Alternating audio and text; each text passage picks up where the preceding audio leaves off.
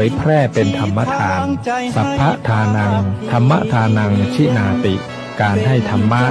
ย่อมชนะการให้ทั้งปวงหนึ่งแชร์หนึ่งบุญมีค่าเท่ากับเผยแผ่ธรรมะให้กว้างไกลแชร์ไปมากยิ่งได้บุญมากเป็นการเปิดโอกาสให้คนได้รับฟังธรรมพบปัญญามีความสุขพ้นจากทุกข์ด้วยการฟังธรรมะ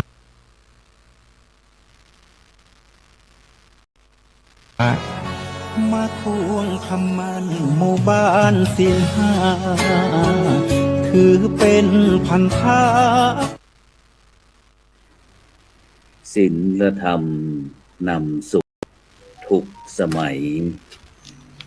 เราเป็นไทยเพราะมีธรรม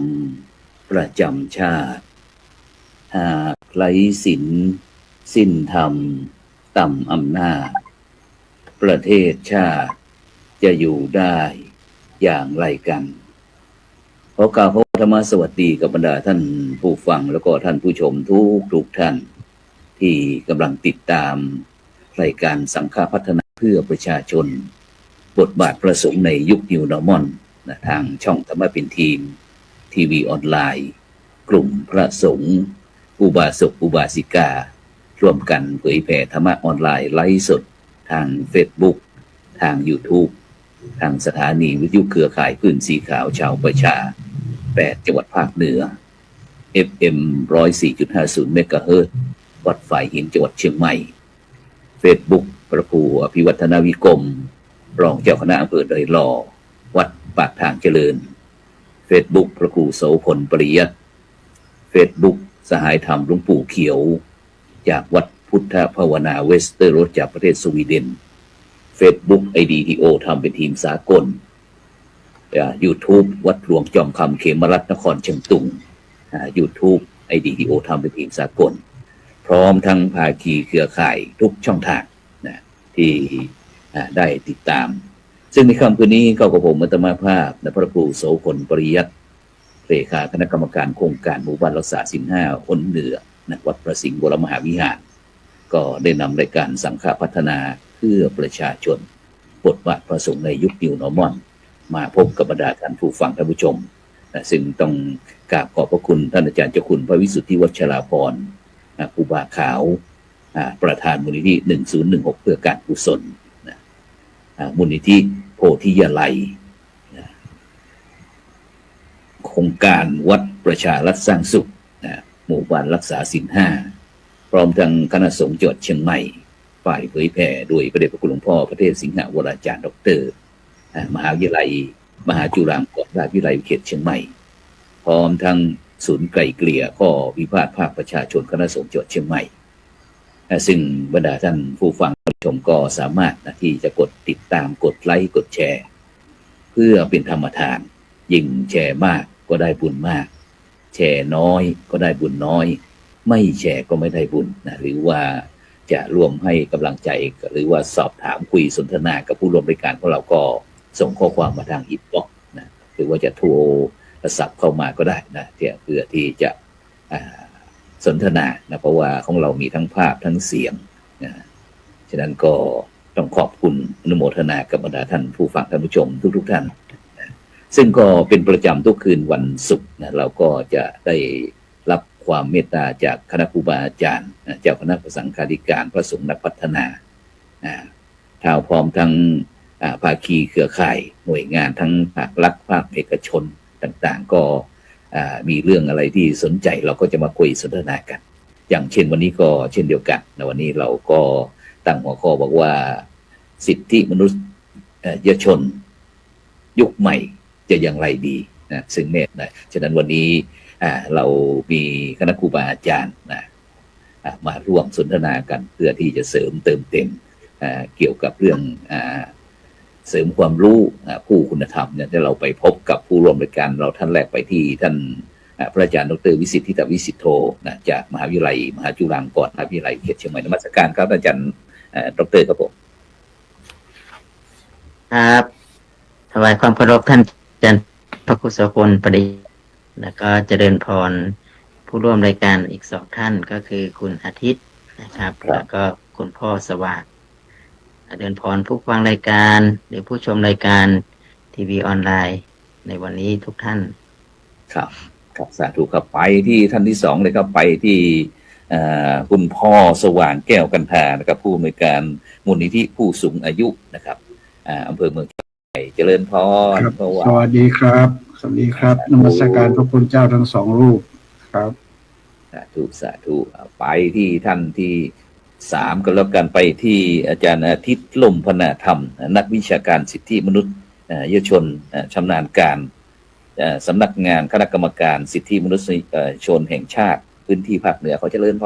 รอาจารย์อาทิตย์ครับกับนมัสการครับพระครูโสพลนะครับแล้วก็พระอาจารย์ดร.วิสิทธิ์นะครับแล้วก็ท่านผู้ชมผู้ฟังทางบ้านนะครับสาธุสาธุซึ่งโดยเฉพาะว่าบรรดาท่านผู้ฟังนะวันนี้เราก็คงจะหลายเรื่องหลายอันนะวันนี้ไปที่ท่านอาจารย์ดร.วิสิทธิ์ของอาจารย์ดร.วิสิทธิ์วันนี้ไปที่ไหนมาเห็นแวบๆวันนี้ ครับพอดีวันนี้ได้รับนิมนต์จากทางกรมคุ้มครองสิทธิและเสรีภาพอาจารย์พระครูก็คือจากการที่เราได้เห็นความสำคัญตระหนักคือจริงๆแล้วมันเป็นภาวะวิกฤตของสังคมเนาะโดยเฉพาะยิ่งก็วิกฤตทางเรื่องของการความทุกข์ครับเป็นความทุกข์ของคนชุมชนที่เกิดมาแล้วมีความทุกข์แล้วยังมาทุกข์อีกทุกข์เพราะความเป็นอยู่นะครับแล้วก็ทุกข์กับการที่ไม่มีที่พึ่งหรือเป็นคนที่เราเรียกว่ายังไม่มีรัฐเป็นของตัวเองอย่างนี้นะครับคือคนที่ยังไม่มีรัฐในก็มีปัญหาเรื่องสถานะกันครับจริงๆแล้วเราเป็นพระสงฆ์องค์ข้าเจ้านี่ก็คือหมายถึงว่าเราลาออกจากฆราวาสแล้วเนาะเราไม่ควรที่จะมีปัญหาเรื่องนี้นะครับกับเป็นตอนนี้นี่หมายถึงว่าสถานะเนี่ยถือว่าจะต้องปรากฏมีครับแล้วก็ถ้าไม่มีสถานะความเป็นพระความเป็นนักบวชก็ไม่มีตัวตนอีกนะครับฉะนั้นก็คือมันก็จะมีปัญหาเรื่องของความเป็นนักบวชนะครับก็เลยกระทบกับความการศึกษาพัวไปถึงเรื่องของการรักษาเวลาเจ็บไข้ได้ป่วยอย่างเงี้ยครับอาจารย์พระครูครับก็เห็นลูกพระลูกเนนโดนละเมิดโดยไม่ได้ตั้งใจใช่ไหม ก็อาจจะเป็นส่วนหนึ่งเนาะถ้าเราพูดถึงว่ามันคงจะเป็นกรรมหรือเป็นอะไรต่างๆเนี่ยนะแต่ในมิติทางนี้เขาคิดว่าผมก็คิดว่าน่าจะเกิดจากความไม่รู้ความไม่รู้แล้วก็จะประสบกับปัญหาแบบนี้ครับอย่างเช่นพอเราไม่รู้แล้วเนี่ยเรายิ่งเป็นนักบวชนี่ก็จะมีปัญหาฉะนั้นก็เราก็เลยหาวิธีหาแนวทางร่วมกันนะครับกับทางกรมคุ้มครองสิทธิ์อะไรพวกเนี้ยนะครับรวมกับเครือข่ายจนในที่สุดเราได้บทเรียนหรือต้นแบบในการแก้ปัญหาก็เป็นการประกาศเขาเรียกว่าเป็นแสงสว่างอย่างน้อยก็เป็นแนวทางนะครับให้กับพระสงฆ์โดยเฉพาะยิ่งก็คณะสงฆ์เราเนี่ยนะครับได้มีการแก้ไขปัญหาสิทธิสถานะของพระภิกษุสามเณรนะครับก็เป็นส่วนหนึ่งที่ได้เข้าไปมีส่วนร่วมอาจารย์ครูครับก็ได้นิมนต์เขาก็ดูแล้วก็รู้สึกตอนแรกก็ตั้งใจว่าน่าจะมีพระอยู่หลายรูป ก็ตั้งใจว่าไปแล้วน่าจะมีพระน่าจะอบอุ่นอย่างเงี้ยเนาะก็มีอยู่รูปเดียวอาจารย์ครูครับรูปเดียวเราก็กลับมาดูว่าแสดงว่าปัญหาแบบนี้ยังไม่ถูกนำมาพูดคุยแล้วนำมาในการที่จะช่วยเหลือปัญหาเรายังซุกอยู่ใต้โต๊ะอยู่หรือว่าอยู่ยังซุกซ่อนอยู่เขายังไม่ได้เอาขึ้นมาบนโต๊ะหรือว่าไม่ให้มันที่สว่างตอนนี้มันยังเป็นมืดอยู่นะครับเนาะอาจจะยังไม่ได้มีการกล่าวถึงหรือหยิบยกมาคุยกันอย่างเป็นจิตจลักษณะอย่างจริงจังเนาะก็ที่เห็นก็คือต้องอนุโมทนากับทางกสม.ที่เราเรียกว่าคณะกรรมการสิทธิได้เนี่ยครับคณะกรรมการสิทธินะครับ มนุษยชนแห่งชาติที่เราเรียกกันสั้นๆ ก็คือกสมเนี่ย กสมครับ ได้ทำมติจนขับเคลื่อนเป็นมติของมหาเถรสมาคมนะอาจารย์พระครูในการที่เราจะมีการสำรวจฐานข้อมูลของพระสงฆ์ทั่วประเทศ อืม ทั้ง ครับ พระที่มีสถานะและยังไม่มีสถานะ ครับ เพื่อที่ ซึ่ง จะได้ช่วยกัน อาจจะด้วยความไม่รู้ครับท่านอาจารย์ครับ เพราะว่าไอ้องค์กรอิสระตามรัฐธรรมนูญแห่งราชอาณาจักรไทยของเราบางครั้งส่วนมากพี่น้องประชาชนคนไทยแม้แต่พระสงฆ์องค์เจ้าก็เราก็ส่วนมากก็จะไม่ค่อยรู้เรื่องเกี่ยวกับเรื่องกฎหมายเขาส่วนมากก็จะเป็นเรื่องศีลเรื่องธรรมอะไรต่างๆนี่ครับฉะนั้นเดี๋ยวเราจะมาคุยกัน เพ ก็ ราะว่า ไป ปกติ ไป ที่ ครับผม ที่ผ่านมานี่ครับ ปกติที่ผ่านมานี่มันไม่มีปัญหาเนาะอาจารย์ก็อยู่กันนั่นมาแต่ตอน ครับ ปัจจุบันนี้มันไม่ได้ ใช่ เราต้องมีตัวตนนะครับ ครับ ต้องมีตัวตนอยู่ในสังคมต้องตรวจสอบต้อง ใช่ เช็คตรวจสอบได้ว่าเรามาจากไหนยังไงนะครับ ครับ การมีสถานะนี่ก็คือสถานะใดสถานะหนึ่งนะครับ อย่างน้อย ใช่ ก็ให้เขามีตัวตนอยู่ โดยเฉพาะยิ่งก็คือสิทธิขั้นพื้นฐานของความเป็นมนุษย์เนาะอาจารย์พระครู จะว่าผีก็ไม่ใช่ ความเป็นมนุษย์ จะว่าคนก็ ถื ไม่ อว่า เกิ ประ น เสริฐละครับ แต่ว่า ครับ ไม่ว่าจะมาจากไหนก็ตาม แต่ว่าความเป็นมนุษย์ความเป็นผู้ประเสริฐเนี่ยมันยังเท่ากันอยู่ คุณค่า ครับ มันยังมีอยู่ในตัวตนของ ครับ กันและกันนะครับอาจารย์ครับ กับสาธุก็ไปที่ทางมูลนิธิผู้สูงอายุกันแล้วกันครับไปที่พ่อสว่างได้คุณพ่อวันนี้เพิ่งเคยได้เห็นบอกว่าในประเทศไทยเรามีมูลนิธิผู้สูงอายุเนี่ย เป็นใคร มาจากไหนมีวัตถุประสงค์อะไรพ่อคุยให้ฟังหน่อย มูลนิธิผู้สูงอายุคุยให้ฟังหน่อย มีความเป็นไปเป็นมาอย่างไรถึงมีมูลนิธิผู้สูงอายุ ครับผมมาสการพระคุณเจ้าอีกครั้งหนึ่งนะครับ ก็ก่อนอื่นก็เช็คชื่อกันก่อนนะฮะมูลนิธิพัฒนางานผู้สูงอายุนะฮะไม่ใช่มูลนิธิไม่ใช่มูลนิธิผู้สูงอายุเพราะฉะนั้นพัฒนางานผู้สูงอายุ ทีนี้มันก็จะมีคำถามต่อมาว่า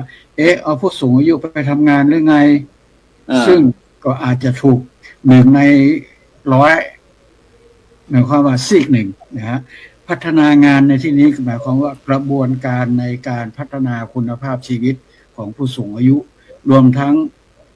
สิทธิที่พึงมีพึงได้ที่ผู้สูงอายุควรจะได้รับการคุ้มครองจะได้รับการจะได้รับสวัสดิการอะไรพวกนั้นคือกระบวนการนี้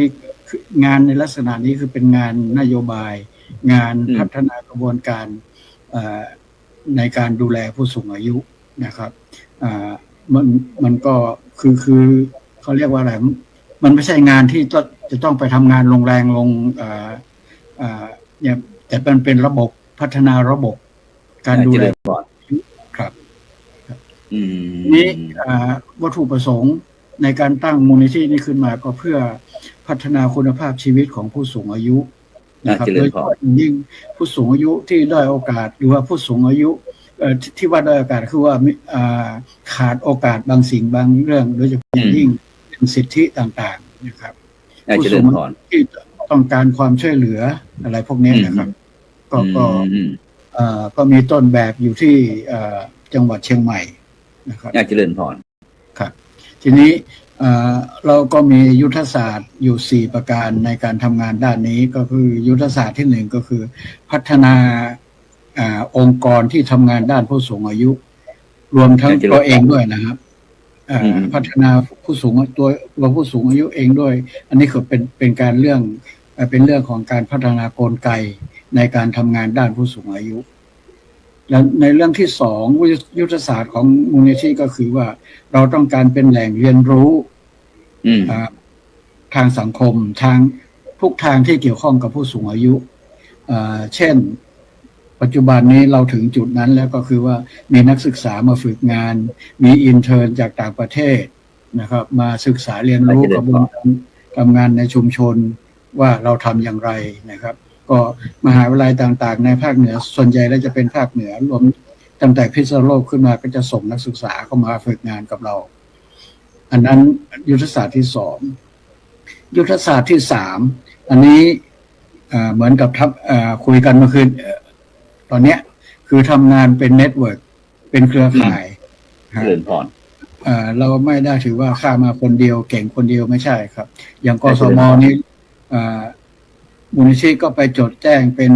องค์กรสิทธิมนุษยชนกับกสมแห่งชาติด้วยนะครับคือเราทำงานเป็นเน็ตเวิร์กแบบเนี้ยนะเป็นเครือข่ายเป็นยุทธศาสตร์ที่3ยุทธศาสตร์ที่4ที่มันสำคัญมากนะครับถ้าไม่ทำก็อยู่ไม่ได้นั่นคือยุทธศาสตร์การระดมทุนเราต้องไปแสวงหาแรงทุน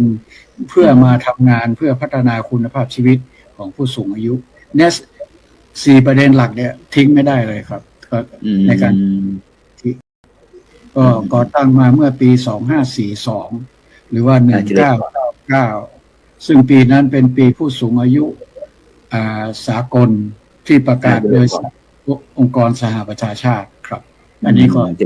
พูดถึงวัตถุประสงค์พูดถึงที่ไปที่มานิดหน่อยครับเจริญพรถ้ามีประเด็นคำถามอะไรก็ถามได้ครับซึ่งโดยเฉพาะส่วนมากพระอาจารย์ก็จะเคยได้ยินแต่ชมรมผู้สูงอายุ แต่นี่มูลนิธิพัฒนาผู้สูงอายุเนี่ยพี่พ่อตรงนี้มันมีความแตกต่างกันอย่างเพราะส่วนมากเราก็จะไปตามวันตามหมู่บ้านอะไรต่างๆเนี่ยนะตำบลอำเภอจังหวัดเขาก็จะมีเนี่ยชมรมผู้สูงอายุอะไรต่างๆแล้วแต่พ่อนี่เป็นบอกว่ามูลนิธิพัฒนาผู้สูงอายุมันเป็นยังไงพ่อแตกต่างกันยังไงกับชมรมผู้สูงอายุเพราะว่าตรงชมรมผู้สูงอายุนี่เราก็จะเห็นว่าเวลามีกิจกรรมโน่นนี่มีสมาชิกไปร่วมงานกันอย่างมีงานบุญงานกุศลงานขาวดำอะไรต่างเขาก็จะไปกันนี้นะเขาก็จะมีการขออนุญาตเรามันยังไงแตกต่างกันยังไงขออนุญาตแก้ไขตรงนี้นิดนึงว่ามูลนิธิพัฒนางานผู้สูงอายุนะครับอย่าตกคำว่างานถ้าบอกว่ามูลนิธิผู้สูงอายุเนี่ยมันก็กลายเป็นมูลนิธิที่ดำเนินการโดยผู้สูงอายุของผมนี่มีผมเป็นคนอายุมากที่สุดในองค์กรนะครับแล้วก็คนที่ทำงานในองค์กร14คนเนี่ยที่อายุเกิน60มี3คนนอกนั้น30ขึ้นครับทีนี้ข้อแตกต่างระหว่างมูลนิธิพัฒนางานผู้สูงอายุกับชมรมผู้สูงอายุทำงานต่างกันอย่างไรชมรมผู้สูงอายุก่อตั้งขึ้นมาก็ว่าเพราะเห็นว่าผู้สูงอายุ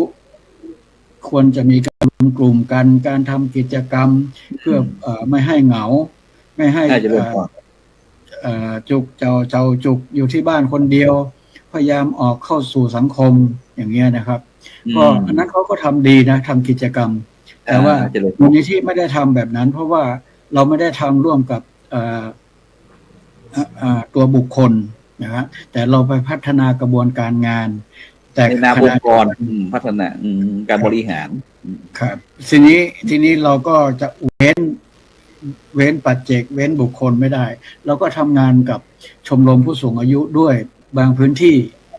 ทำอย่างไรคนที่อยู่ในชมรมผู้สูงอายุคือคนที่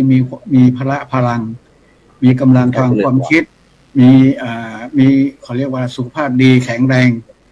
ไปไหนไปร้องเพลงเต้นรำไปเที่ยวไปไหนไปได้หมดแต่มันมีผู้สูงอายุอีกส่วนหนึ่งซึ่งมากด้วยที่ไม่มีโอกาสเข้าชมรมผู้สูงอายุ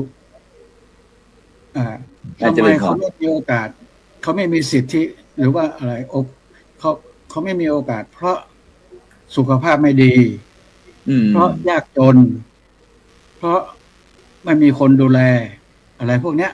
นะฮะคนเหล่านี้เราต้องการศักยภาพของชมรมของสมาชิกชมรมผู้สูงอายุเนี่ยไปเกื้อหนุนกับคนที่ต้องการความช่วยเหลืออย่างเนี้ยเพราะว่าต่อไปผู้สูงอายุจะเยอะขึ้นแล้วคนที่จะขาดโอกาสเนี่ยก็มีเยอะเหมือนกันผมเคยลงพื้นที่ที่สารพีผมก็ถามว่าทำไมไม่เป็นสมาชิก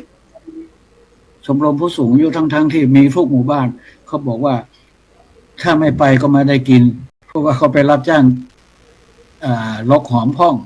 เก็บลำไยพ่องเนี่ยนะครับบอกว่าถ้าไม่ไปรับจ้างแบบนี้เขาก็ไม่มีกินเพราะฉะนั้นจะให้เขาไปเต้นแรงเต้นกาแบบคนที่เขามีเขาก็ทำไม่ได้เนี่ยไม่ได้ต้องทำมาหาคนเหล่านี้เราจะต้องช่วยเขาว่าในฐานะที่เขาเป็นคนสร้างบ้านแฝงเมืองมาด้วยกันอย่างนี้นะครับ สาธุสาธุครับ ฉะนั้นเดี๋ยวเรา นี่แห จะ ละคือจุดประสงค์ใหญ่ของเราครับ เมื่อกี้ท่านอาจารย์ผู้ช่วยศาสตราจารย์ดร.วิสิทธิ์นิตวิสิทธิ์โทก็ได้พูดถึงว่ากสมคณะกรรมการสิทธิมนุษยชนแห่งชาติหลายท่านหลายคนก็เราเคยได้ยินกกตบ้างปปชบ้างคตงคทงบ้างนี่นะกสมอีกนะฉะนั้น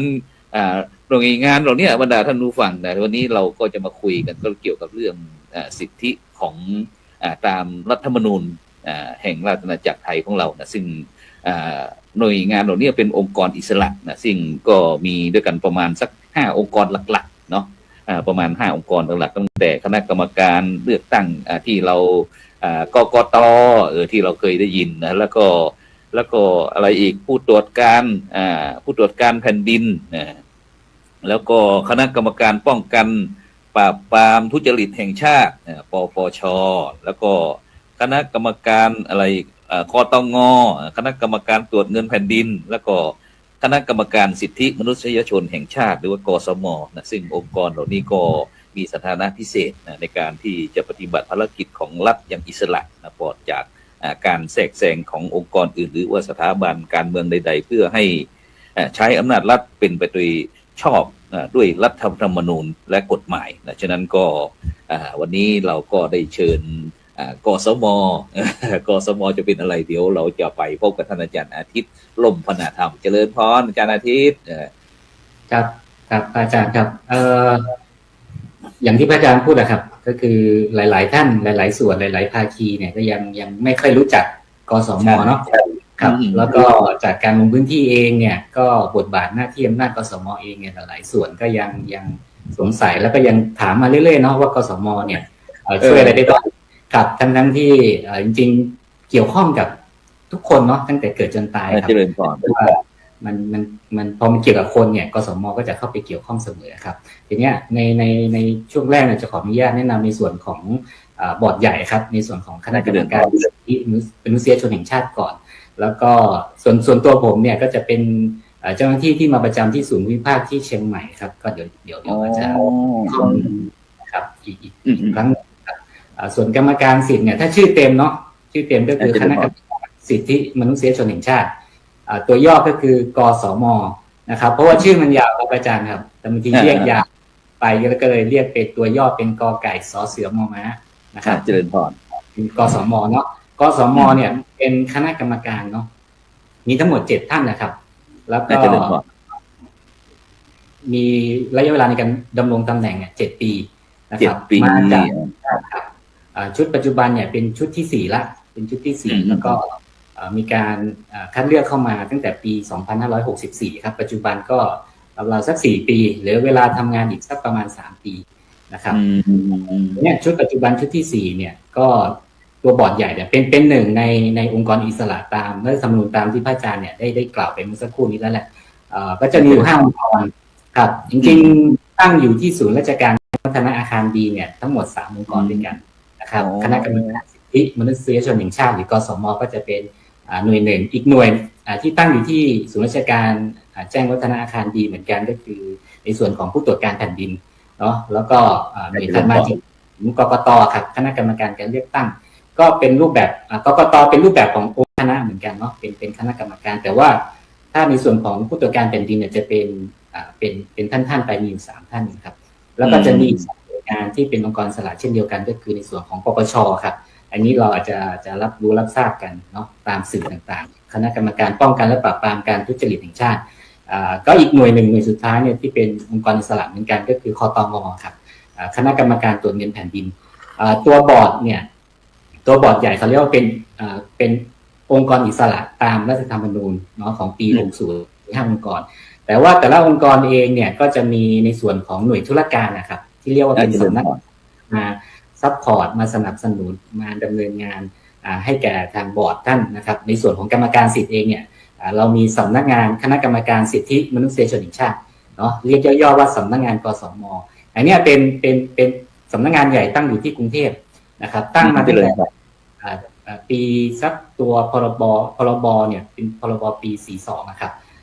ณตอนนั้นเนี่ยมีการจัดตั้งตัวของสำนักงานมาตอนหลังก็มีการปรับแก้กฎหมายเนาะปัจจุบันเราใช้ตัวกฎหมายพระราชบัญญัติประกอบรัฐธรรมนูญว่าด้วยคณะกรรมการสิทธิปี 60 นะครับจนถึงปัจจุบันก็ 8 ปีแล้วที่เราเคลื่อนเข้าสู่ตัวกฎหมายใหม่นะครับแล้วก็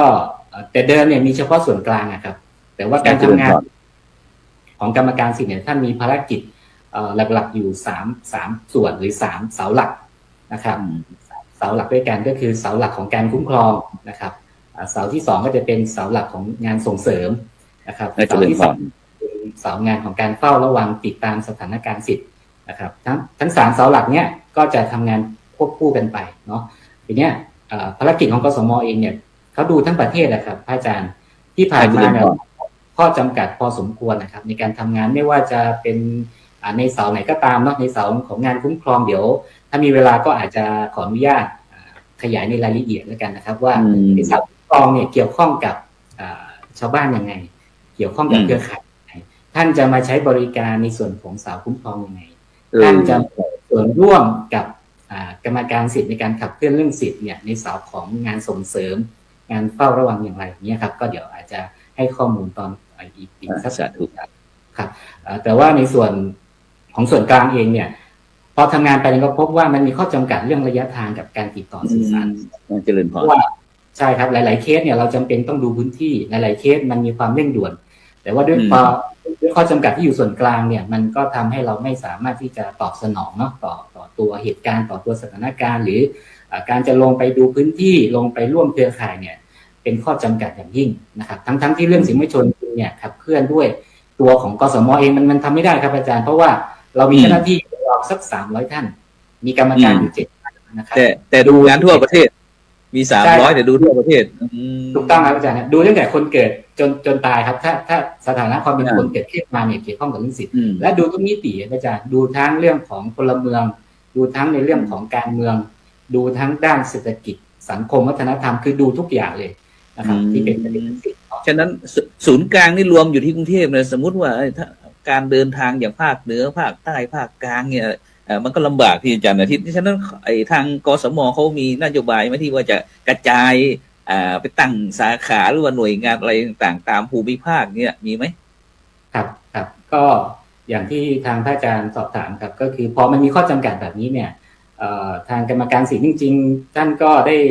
มีการพูดถึงตั้งแต่สมัยกสม.ชุดที่3เนาะก็คือก่อนปีก็มีการพูดคุยว่าเราจะมีการขยายสาขาหรือขยายความร่วมมืออย่างไรไปยังภูมิภาคเดิมทีเนี่ยเราขยายไปในรูปแบบของ MOU ที่ทำร่วมกับมหาลัยนะครับเราก็ไปจัดตั้งเป็นศูนย์ประสานด้านสิทธิ์กับมหาลัยจริงๆที่เชียงใหม่เนี่ยเราก็จัดตั้งที่คณะนิติศาสตร์มช.มีทั้งหมด12ศูนย์นะครับก่อนหน้านี้เนาะกรรมการแต่พอเราไปดำเนินการในลักษณะของรูปแบบ MOU แล้วก็มันก็พบว่ามันมีข้อจำกัดนะครับอาจารย์เพราะว่าเนื่องจากหนึ่งก็คือว่าเราไม่สามารถที่จะดำเนินการภายใต้ตัวบทบาทหน้าที่อำนาจหรือตัวกฎระเบียบของกสม.ได้เต็มที่ครับเนื่องจากมันถูกขับเคลื่อนในรูปแบบของ MOU รวมถึงบุคลากรเองนะครับโครงสร้างต่างๆอะไรอย่างเงี้ยครับการดำเนินงานเนี่ยมันก็เลยยังมีข้อจำกัดอยู่พอสมควรเลยเป็นที่มาว่าอย่างนี้เราลอง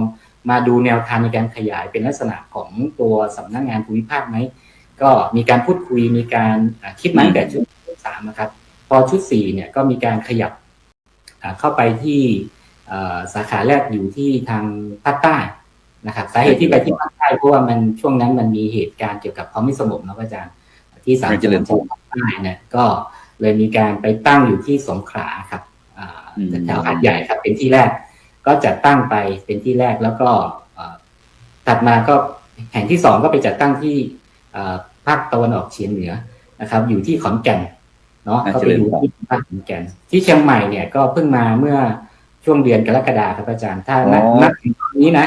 ก็2 เดือนครับ2 เดือนกว่าแล้วก็พยายามที่จะตะเวนพบเครือข่ายครับอาจารย์อย่างที่พระอาจารย์ทราบ9-20 กันยายนตั้งสำนักงานอยู่บริเวณไหนแถวไหนครับก็จริงๆอยากจะเล่าให้ฟังถึงความยากลำบากในการคุยให้ฟังได้เวลาเกือบปีครับอาจารย์คือเรามาดูว่าสำนักงานเนี่ยน่าจะต้องตั้งตรงไหนเพราะว่าโจทย์เราคือว่าคนต้องเข้าถึงง่ายเนาะแล้วก็เจ้าหน้าที่เองเนี่ยก็จะต้องมีสถานที่ในการปฏิบัติหน้าที่เพื่อที่จะสามารถตอบสนองหรือว่า ให้บริการประชาชนได้อย่างมีประสิทธิภาพครับไปดูทั้งส่วนราชการไปดูทั้งตึกของเอกชนที่เป็นอาคารพาณิชย์ตึกแถวนะครับโครงการต่างๆที่เราไล่มาดูเนี่ย40-50 ที่ครับแล้วก็ไปดูจุดที่เป็นอาคารแยกต่างหากเนี่ยจนสุดท้ายเนี่ยมาได้ตรงอาคารพาณิชย์4 ชั้นนะครับเป็นตึกขาวอยู่แถวแยกฟ้าห้ามครับจะอยู่เส้นระหว่างแยกฟ้าห้ามกับแยกรวมโชคครับถ้ามาจากแยกรวมโชคเนี่ยก็จะผ่านเข้าสู่แยกฟ้าห้ามเนี่ยจะผ่านปตท.ก่อนเนาะถ้าเกิดใครเดินทางแถวนั้นจะผ่านปั๊มปตท.แล้วก็เป็นศูนย์ฟอร์ดแล้วก็จะเป็นสำนักงานของกรรมการสิทธิพื้นที่ภาคเหนือก่อนที่จะไปถึงตรงโรงพยาบาลเทพปัญญาครับจะอยู่ใกล้ๆกันเนาะตรงนั้นตึกขาวสูง4 ชั้นก็จะมีจุดเดียวตอนนี้เรากำลังติดป้ายแล้วก็พยายามที่จะเซตหลังบ้านเพื่อให้พร้อมต่อการรับให้บริการประชาชนเดี๋ยวถ้าเปิดป้ายวันไหนต้องนิมนต์ท่านอาจารย์ดร.วิสิทธิ์ไว้ด้วยนะครับก็จะกราบนิมนต์ไว้ล่วงหน้าก่อนนะอาจารย์ก็แบบนี้นะอาจารย์คือหนึ่งก็คือจัดพบเครือข่ายก่อนเพราะว่าเราอยากจะรู้จักเครือข่ายจริงๆวันที่19-20ที่ผ่านมาครับกันยายนน่าจะเลื่อนพรครับก็มีทางของนิมนต์ทางอาจารย์น้องอาจารย์โสพลปริยัติเป็นวิสุทธิ์แล้วก็อาจารย์คุณพ่อสว่างครับก็ไปร่วมงานด้วย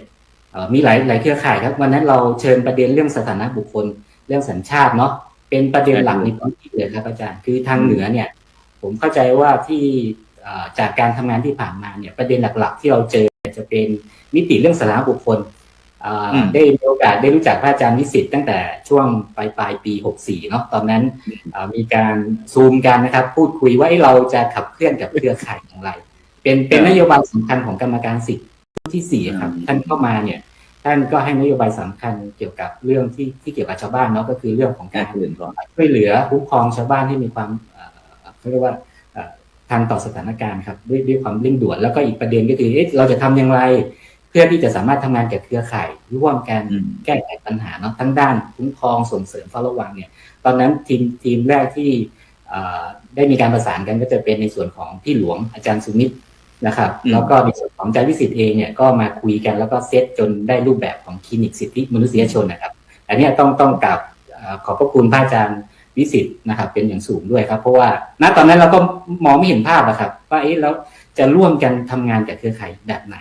นะครับจนที่มาของคลินิกสิทธิ์ซึ่งในปีงบประมาณ69คือเริ่มตั้งแต่1 ตุลาไปเนี่ยก็จะมีภารกิจในส่วนของคลินิกสิทธิ์ที่จะผ่องถ่ายมาที่สำนักงานภาคเหนือด้วยเข้าใจว่าเดี๋ยวคงได้ทำงานร่วมกันกับทางอาจารย์สว่างด้วยครับอันนี้ก็ฝากไว้ประมาณนี้ครับฉะนั้นก็วันนี้บรรดาท่านผู้ฟังท่านผู้ชมก็ได้รู้จักหน่วยงานทั้งหลายหน่วยงานที่เราพยายามเพราะว่ามันเป็นยุคสมัยใหม่หลายท่านหลายคนก็วันนี้ได้รู้จักแม้กระทั่งคณะกรรมการเคยได้ยินแต่กกต.คณะกรรมการเลือกตั้งนะซึ่งก็มีหน้าที่ในการจัดการเลือกตั้งให้เป็นไปโดยสุจริตและก็เที่ยงธรรมนี่ตามรัฐธรรมนูญปี60นะแล้วก็ผู้ตรวจการแผ่นดินก็มีหน้าที่ตรวจสอบการใช้อำนาจรัฐที่ไม่ชอบด้วยกฎหมายแล้วก็รัฐธรรมนูญคณะที่3ก็เป็นคณะกรรมการป้องกันและก็ปราบปรามทุจริตแห่งชาติหรือว่าปปชนะซึ่งก็มีหน้าที่ตรวจสอบการทุจริตและประพฤติมิชอบนะและคณะที่4นี่ก็เป็นคณะกรรมการตรวจเงินแผ่นดินเขาเรียกว่าคตง.นะมีหน้าที่ตรวจสอบการใช้งบประมาณแผ่นดินและการใช้จ่ายของภาครัฐแล้วก็สุดท้ายที่ท่านอาจารย์อาทิตย์ลมพนาธรรมนี่ก็เป็นว่ากสม.นะคณะกรรมการสิทธิมนุษยชนแห่งชาตินะซึ่งมีหน้าที่ในการคุ้มครองสิทธิมนุษยชนตามรัฐธรรมนูญเนี่ยฉะนั้นวันนี้เราได้รู้จักองค์กรตั้ง5องค์กรนะเพื่อที่จะมีความเกี่ยวกับเรื่องการดำเนินชีวิตของพวกเรานี่แหละที่เพราะว่าเห็นความสำคัญโดยเฉพาะทั้งมูลนิธิพัฒนางานผู้สูงอายุนะซึ่งมีคุณพ่อสว่างแก้วกันทาก็มาแล้วก็โดยเฉพาะที่จะจัดการศึกษาแม้กระทั่งเรื่องสิทธิขั้นพื้นฐานในการศึกษาการพยาบาลก็จากมหาวิทยาลัยมหาจุฬาลงกรณราชวิทยาลัยเขตเชียงใหม่ฉะนั้นเมื่อเราได้รู้จักหน่วยงานทั้ง2หน่วยงานและก็ทั้งมูลนิธิพัฒนางานผู้สูงอายุนะแล้วก็ทั้งกสม.นะบรรดาท่านผู้ฟังก็พยายามใจคิดไปด้วยกสม.แปลว่าอะไรเอ่ยนะฉะนั้นเราจะไปที่อาจารย์ดร.วิสิทธิวิสิทโธที่ว่าวันนี้เราได้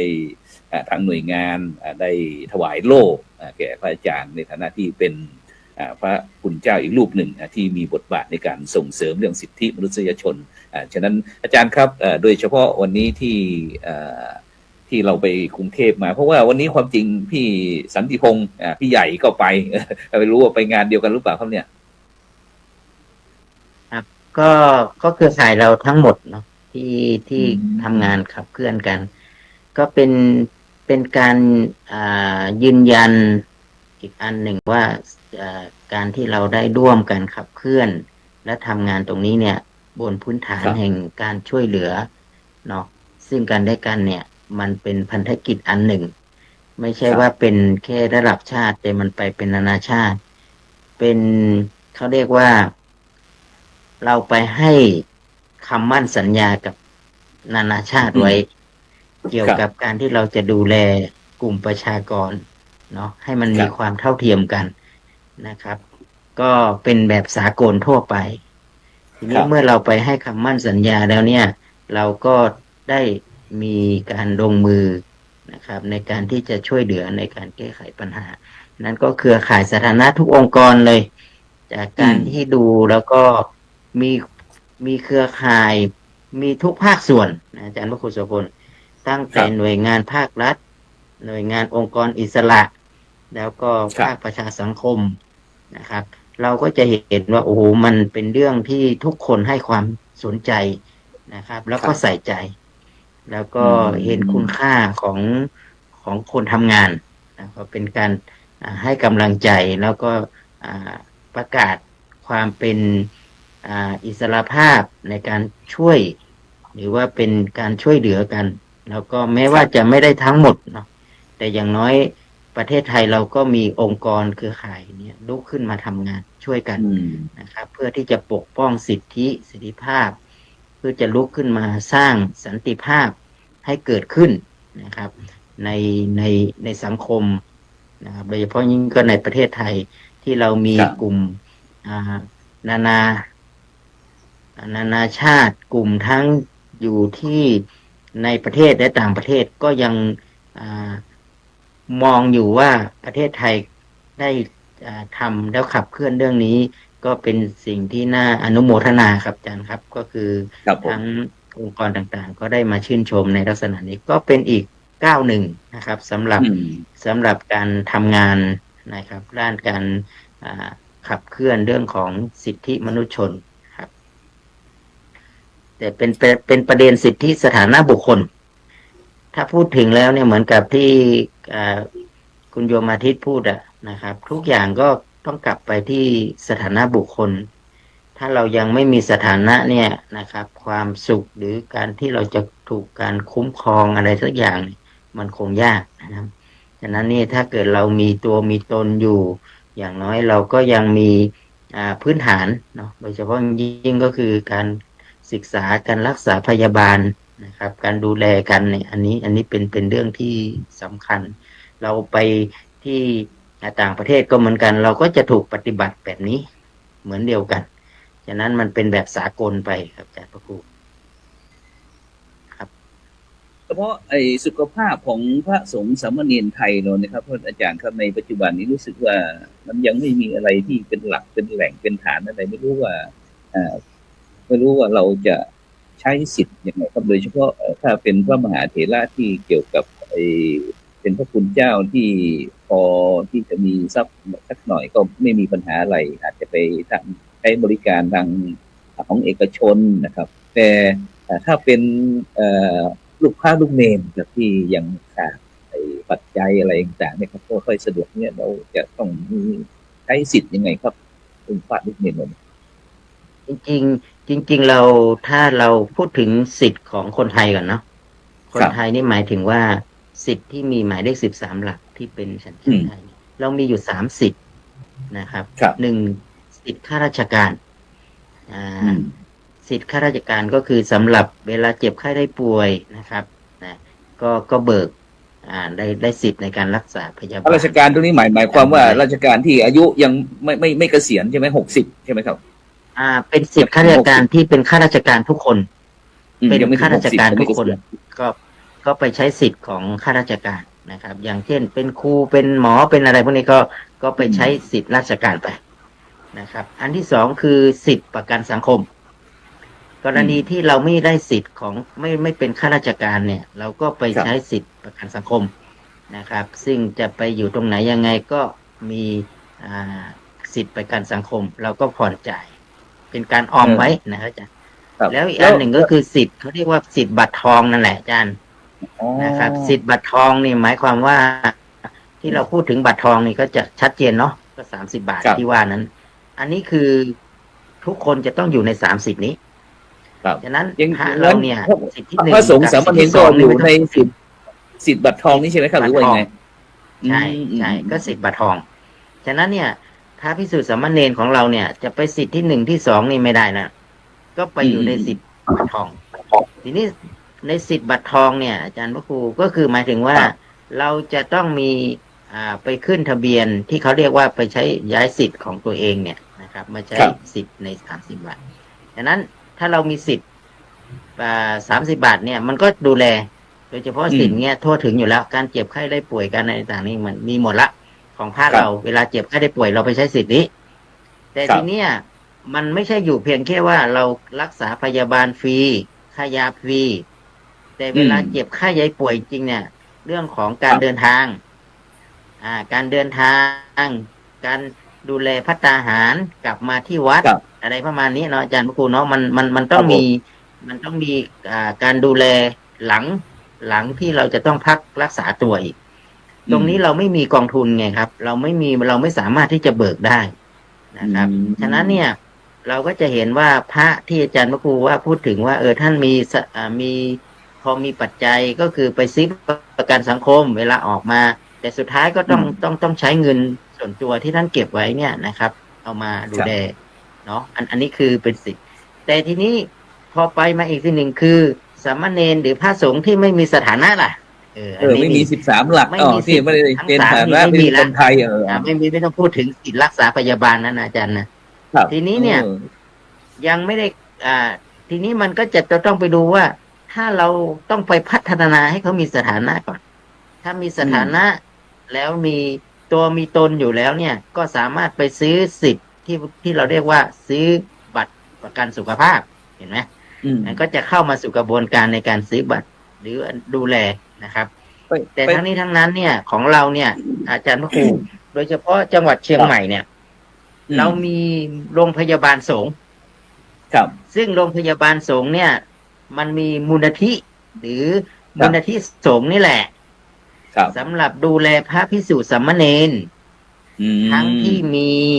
สถานะและไม่มีสถานะ เวลาท่านเจ็บไข้ได้ป่วยก็มารักษาที่นี่นะครับแต่ก็ต้องมีรับภาระในค่าใช้จ่ายอย่างมากนะครับโดยเฉพาะยิ่งถ้าคุณหมอบรรณกิจเนี่ยท่านก็จะระดมทุนเนาะ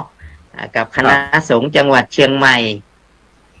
ไปขอตู้บริจาคเอาไปไว้ตามวัดต่างๆที่เป็นวัดพระรามหลวงก็ได้ปัจจัยมาส่วนนี้เพื่อจะมาดูแลรักษาพระสงฆ์ที่อาพาธอันนี้คือการรักษาพยาบาลครับฉะนั้นก็หมายความว่าลูกพระลูกเนนถึงแม้ว่าจะเป็นไร้รัฐไร้สัญชาติหรือว่าลูกแรงงานอะไรต่างๆที่มาบวชในทางพุทธศาสนานี่ก็เขาก็ยังได้รับสิทธิขั้นพื้นฐานก็คือเกี่ยวกับเรื่องการศึกษาการรักษาพยาบาลนี่ใช่ไหมครับอาจารย์หรือว่าจะเขาจะต้องเบื้องต้นถ้าเกิดว่า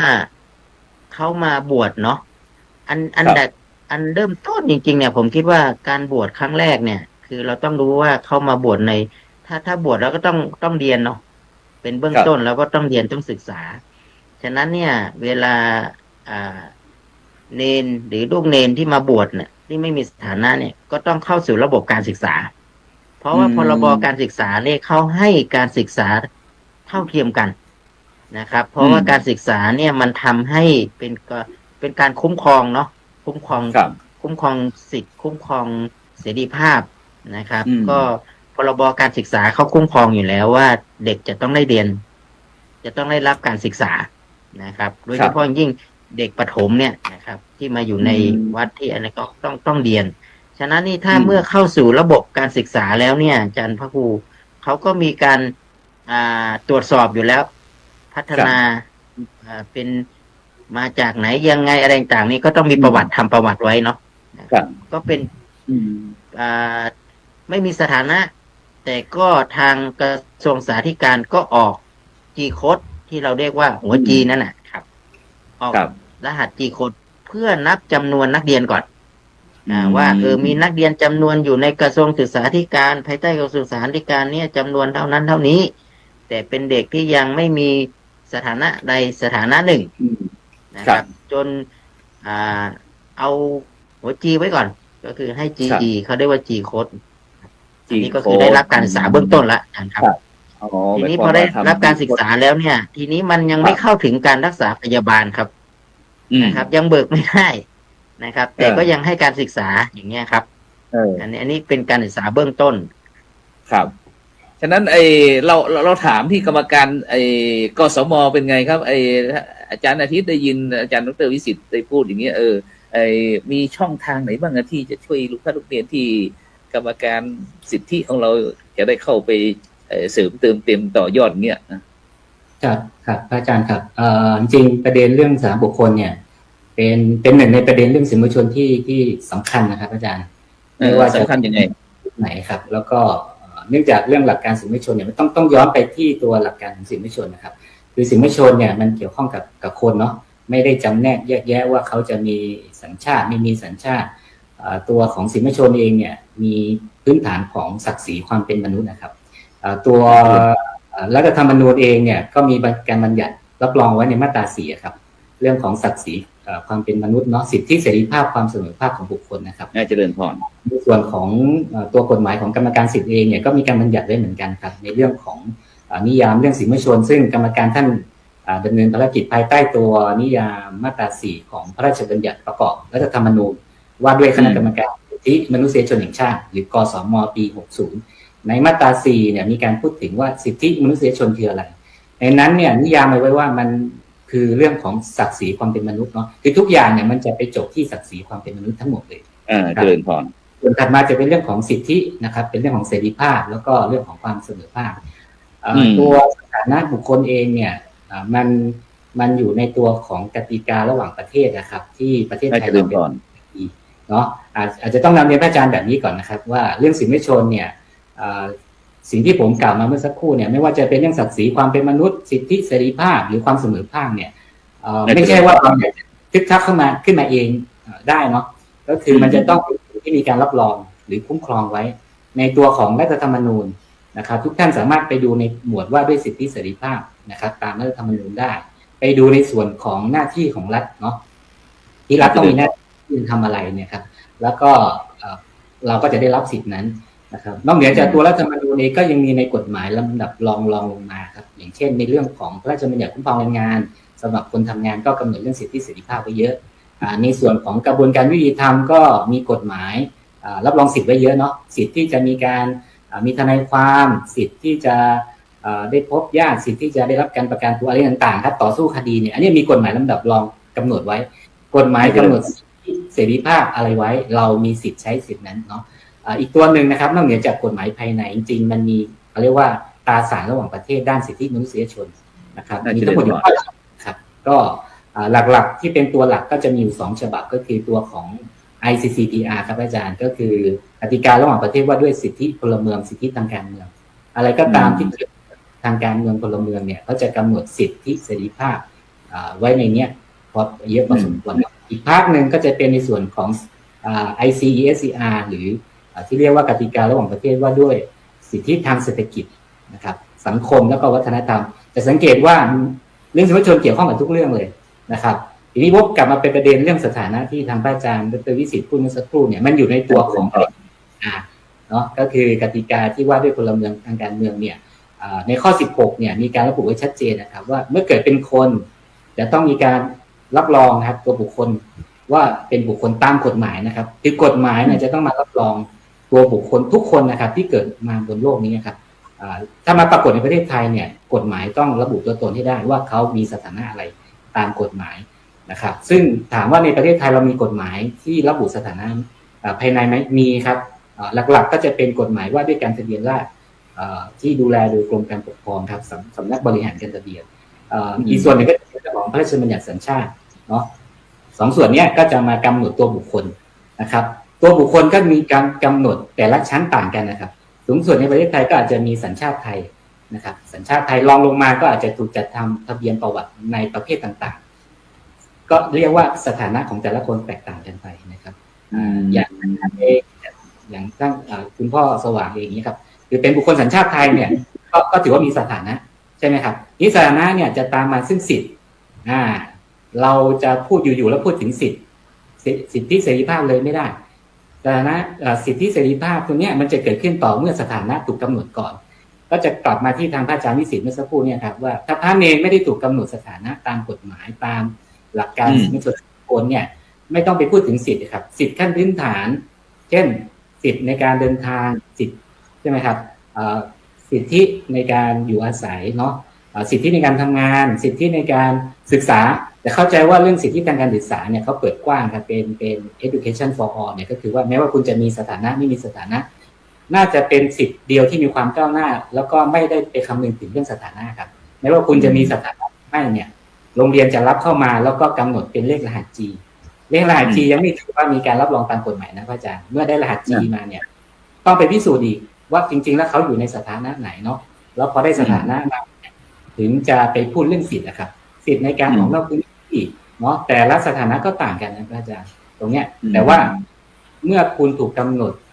สถานะเกิดขึ้นเมื่อไหร่เนี่ยสถานะตรงนี้จะถูกพัฒนาไปเรื่อยๆแต่ถ้าเมื่อไหร่ไม่ได้ถูกกำหนดนะครับผมยกตัวอย่างเช่นถ้าเกิดว่ามีสามเณรน้องสามเณรสักรูปหนึ่ง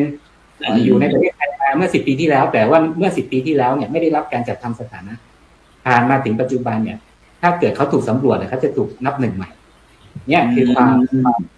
คือสิ่งที่เราจำเป็นที่จะต้องสำรวจและให้สถานะเขาแต่ถ้าเมื่อไหร่ที่เขาถูกสำรวจเมื่อ10 ปีที่แล้วเนี่ยผ่านมา10 ปีเนี่ยนโยบายต่างๆอาจจะมีการมาให้สิทธิ์เนาะเพิ่มเติมให้แก่เขาได้อย่างเงี้ยครับเพราะฉะนั้นเนี่ยการสำรวจเพื่อที่จะทำทะเบียนประวัติให้สถานะที่ถูกต้องเนาะต้องใช้คำนี้นะอาจารย์ก็คือว่าให้สถานะที่ถูกต้องตามเงื่อนไขของกฎหมายเนาะตามหลักการของสิทธิมนุษยชนเนี่ยเขาก็จะมีโอกาสที่จะพัฒนาสถานะไปซึ่งตัวของประเด็นสาธารณบุคคลเนี่ยเข้าใจว่าในภาคเหนือเนี่ยเป็นประเด็นหลักหนึ่งในประเด็นหลักที่กรรมการสิทธิท่านให้ความสนใจแล้วก็เป็นหนึ่งในประเด็นขับเคลื่อนสมัชชาสิทธิมนุษยชนปีแรกๆเลยที่ทำร่วมกันทางค่ายสิทธิอาจารย์พี่หลวงเนาะอาจารย์สุนิทเนี่ยเราก็ขับเคลื่อนตั้งแต่ปีแรกครับแล้วก็ปัจจุบันเองก็ยังคงขับเคลื่อนอยู่อย่างที่ได้ลงไปในพื้นที่ต่างๆเนาะทางภาคเหนือเองเนี่ยเข้าใจว่าณปัจจุบันเนี่ยมีประเด็นที่จะต้องตามอย่างตัวมติพรม29 ตุลา67อาจารย์ตรงเนี้ยที่จะกำหนดในเรื่องของสัญชาติที่จะลดระยะเวลาในการกำหนดเรื่องสัญชาติกับเรื่องการขอใบถิ่นที่อยู่ซึ่งตัวใบถิ่นที่อยู่เนี่ยถ้าได้มาแล้วเนี่ยก็จะมีโอกาสไปเขาเรียกอะไรนะไม่ต้องขออนุญาตออกนอกพื้นที่ครับได้มาแล้วไปได้ทั่วประเทศอาจารย์จากที่ปัจจุบันเนี่ยถ้าจะออกนอกพื้นที่จังหวัดต้องขออนุญาตเป็นครั้งคราวอาจารย์ทิศแล้วสมมุติว่าอย่างมีน้องเนนลูกแรงงานเนี่ยพ่อแม่ไอประเทศใกล้เคียงเราเนี่ยก็มาทำงานในประเทศไทยนี่มีลูกชายอยากจะบวชเนี่ยมากับพระอาจารย์ล่ะทีนี้ใครล่ะจะเป็นคนสำรวจใครจะเป็นไอ้นี่ข้อมูลล่ะหรือว่าใครมีหน้าที่ตรงนี้ครับผมเข้าใจว่าแต่เดิมเราไม่ได้ดูในส่วนตอนแรกเข้าใจว่าพระเนรไม่ได้มีปัญหาเรื่องสถานะเนาะก็ที่ผ่านมานะครับก่อนที่จะมาทำงานกับร่วมกับทางอาจารย์ดร.วิสิทธิ์เนี่ยเราทำแต่กับคฤหัสถ์นะครับก็มีตำรวจดูรับเรื่องบ้างประสานแล้วก็ทำจากเครือข่ายมาครับตอนหลังก็พบว่าพระเนรก็มีปัญหาเดียวกันนะครับแต่จริงๆโดยหลักการสิทธิมนุษยชนเนี่ยเราไม่ได้แยกว่าพระหรือเนรใครจะมีสิทธิ์ไม่มีสิทธิ์เนี่ยเนาะเพราะหลักการของการกำหนดให้มีสถานะทางทะเบียนนะครับตามหลักสิทธิมนุษยชนเนี่ยทุกคนก็ต้องเสมอภาคครับพอมาดูแล้วพระมีปัญหาเยอะเหมือนกันเนี่ยครับก็เลยมาร่วมกันขับเคลื่อนแล้วก็ดูว่าพระเนรเนี่ยจริงๆแล้วมีปัญหาอะไรก็พบว่าจริงๆก็มีปัญหาคล้ายๆกันพระอาจารย์เพียงแต่ว่าพระเนรเขาอาจจะต้องมีข้อเขาเรียกอะไรมีเงื่อนไขเพิ่มเติมจากชาวบ้านเงื่อนไขพิเศษเงื่อนไขพิเศษด้วยเนาะนอกเหนือจาก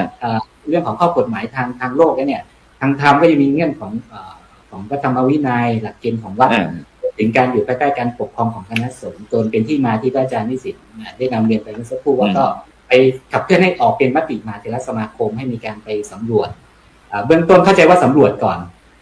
พอ อสำรวจเสร็จเนี่ยเราก็จะพบว่าแต่ละคนเนี่ยเขามีประเด็นปัญหาอะไรไหมเขามีจริงๆแล้วบางคนไม่มีสถานะหรือจริงๆแล้วเขามีสถานะแต่เขารอกันพิสูจน์หรือเปล่าอย่างที่ทางพระครูท่านสอบถามเมื่อสักครู่ว่าแล้วถ้าเป็นแรงงานล่ะเข้ามาเนี่ยก็ต้องไปดูครับอาจารย์ถ้าเป็นแรงงานเนี่ยก็แสดงว่าเขาอาจจะมีสถานะเป็นมีสัญชาติของพ่อแม่ที่เป็นแรงงานที่เขาตามมาไหมถ้าเป็นแบบนั้นเนี่ยก็จะใช้สัญชาติในส่วนนั้นแต่ว่าถ้าเราสำรวจพบว่าเขาไร้รัฐไร้สัญชาติแม้ว่าเขาจะมีการเดินทางเข้ามาเนาะในประเทศไทยแล้วอยู่มานานแต่ว่าถ้าตรวจสอบข้อเท็จจริงแล้วพบว่าเขาไม่ได้มีประเทศไหนรับรองเขาอะครับตัวกฎหมายเราของประเทศไทยเองเนี่ยก็เปิดช่องเนาะช่องทางตามมาตรา38 วรรค 2นะครับของพระราชบัญญัติการแผ่นดินซึ่งเป็นสถานะที่ต่ำที่สุดละนะครับหรือที่เรารู้จักกันในนามกลุ่ม00นะครับจัดทำแล้วเราจะทำปั๊บแน่นอนครับสิทธิการศึกษาเนี่ยได้อยู่แล้วสิทธิในการรักษาเนี่ยก็ได้นะครับเมื่อก่อนไม่ได้นะอาจารย์00ถ้าทำเมื่อหลายปีที่แล้วเนี่ยถือว่ายังไม่ได้รับสิทธิ์อะไรนะครับแต่ว่าสิทธิ์ต่างๆที่จะต้องพัฒนาต่อเช่นการออกนอกพื้นที่การทำงานอย่างเงี้ยครับก็ต้องรอ5 ปีครับก็ต้อง5 ปีใช่ครับก็ต้องรอณตอนนี้เนี่ยยังต้องรอ5 ปีอยู่สำหรับคนกลุ่ม00เนาะอันเนี้ยสำหรับท่านเนรอาจจะไม่ต้องไปทำงานแต่ว่าอย่างคฤหัสถ์หลายๆท่านที่มีการพิสูจน์และจัดทำเลข00แล้วเนี่ยก็ยังมีข้อติดขัดอยู่ที่จะต้องรอเวลาแล้วก็ผมเข้าใจว่าเมื่อจัดทำไปเมื่อครบ5 ปีก็จะมีสิทธิ์ในการออกนอกพื้นที่สิทธิ์ทำงานรวมไปถึงสิทธิ์ต่างๆเช่นการทำใบขับขี่เนาะมันจะตามมาเรื่อยๆใช่ครับอันนี้ก็จะนำเรียนพระอาจารย์เป็นข้อมูลโอเคงั้นเดี๋ยวไปเสริมที่ให้อาจารย์ดร.วิสิทธิ์วิสิทธิ์โทเสริมนิดนึงครับเกี่ยวกับเรื่องการสถานะบุคคลใครเนี่ยมีหน้าที่ที่จะเป็นผู้ที่เก็บข้อมูลรวบรวมอะไรที่จะแจ้งตรงไหนยังไงอย่างนี้ครับสมมติว่ามีเคสเดียวกันเนี่ยมีลูกแรงงานที่จะมาบวชอยู่กับผมเนี่ยเบื้องต้นอย่างนี้ท่านครับเบื้องต้นอย่างประมาณอย่างนี้ครับอาจารย์พระครูก็คือเหมือนกับที่คุณอาทิตย์เนี่ยนะครับที่เล่าให้ฟังนะก็คือว่าพระกับฆราวาสก็ไม่ต่างกันแต่ทีนี้มันด้วยความเป็นพระเนี่ยมันรู้สึกเบาบางไปอีกมุมหนึ่งก็คือว่าความเป็นสถานะของความเป็นพระเนี่ยก็ไม่ชัดเจนอาจารย์ครับโดยอย่างยิ่งก็คือด้วยจริงๆแล้วพระธรรมวินัยเนี่ยไม่ได้ห้ามอยู่แล้วการบวชเนาะอันนี้คือพระธรรมวินัยเนี่ยอนุญาตให้บวชอยู่แล้วนะครับแต่พอบวชแล้วเนี่ยเราก็ยังไม่ได้รับรองว่าเราเป็นพระในพระพุทธศาสนาเป็นพระสงฆ์ในประเทศไทยอันนี้อันหนึ่งนะครับเพราะว่าเราติดในที่เราไม่มีสถานะนี่อันนี้คือการปกครองของคณะสงฆ์เราภายใต้พรบคณะสงฆ์นะครับที่จะบวชหรือแม้กระทั่งการจะอนุญาตบวชนี้ก็ต้องไปตรวจอาชญากรรมแต่ทีนี้มันไม่มีหมายเลข13 หลักจะเอาอะไรไปตรวจเห็นไหมอันนี้มันก็จะเหมือนกับละเมิดสิทธิ์ละสิทธิ์ของความเป็นมนุษย์สิทธิ์ของการได้เป็นมนุษย์แล้วสิทธิ์ได้บวชแล้ว ก็ยังได้บวชแล้วยังไม่สามารถที่จะรับรองได้ว่าเขาเป็นนักบวชจริงไหมอันนี้หนึ่งทีนี้พอสิทธิ์ของความเป็นมนุษย์แต่สิทธิ์ในพระธรรมวินัยในการบวชก็ไม่ได้ห้ามให้บวชได้แต่เมื่อบวชแล้วก็ไม่รับรองยิ่งกว่านั้นก็คือว่าสถานะเนี่ยนะครับเป็นต้นถ้าเราจะพัฒนาใดก็ต้องไปพัฒนาที่สถานะก่อนพอเรามีสถานะใดสถานะหนึ่งเนี่ยนะครับความเป็นการคุ้มครองการถูกคุ้มครองการถูกดูแลเนี่ยก็จะตามมานะครับเราไม่ใช่บอกว่าเราต้องการให้พระทุกท่านนะครับมีหมายเลข13 หลักจริงๆหมายเลข13 หลักเนี่ยนะครับมันก็บ่งบอกถึงสถานะใดสถานะหนึ่งใช่ไหมครับที่เป็นบุคคลใดบุคคลหนึ่งซึ่งไม่ใช่เป็นคนไทยนะครับเราอย่าเอามาปนกันคำว่าสถานะกับการเป็นได้สัญชาติไทยเนี่ยมันคนละเรื่องกันอยู่นะครับเพราะว่าสถานะคือเขามาจากสถานะยังไงเราก็ต้องให้เขาเนี่ยได้มีตัวตนและสามารถตรวจสอบได้นั่นคือความมั่นคงความปลอดภัยของเราด้วยสมมุติว่าทุกวันนี้เนี่ยเราเปิดประเทศเราเปิดให้แรงงานมาทำงานที่บ้านเรา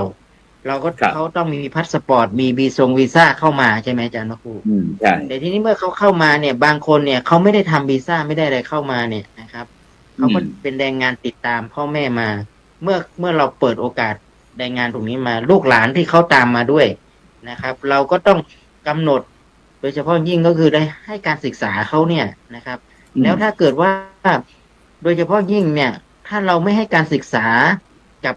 กลุ่มที่เข้ามาทำเนี่ยแล้วเราจะสื่อสารกันยังไงเวลาเราทำงาน เวลาเราสั่งงานนะครับ แล้วเผื่อเขามาเป็นพนักงานของเราเนี่ยที่อยู่ตามพื้นที่ต่างๆเนี่ยถ้าเขาอ่านไม่ได้เขียนไม่ได้มันจะอยู่กันยังไงสังคมนี้ความปลอดภัยมันจะมีที่ไหนอาจารย์วคุสพลใช่ไหมครับฉะนั้นเนี่ย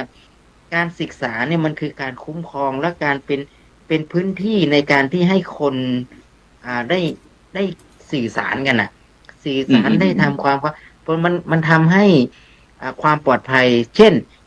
เหมือนพี่อาทิตย์ว่าถ้าเกิดว่าเขาอ่านออกได้เขียนได้เขาไปสอบใบขับขี่เห็นไหมครับอาจารย์เขาก็มีใบขับขี่เวลาเขาเดินทางเนี่ยแน่นอนเขาก็ต้องมีรถมีอะไรต่าง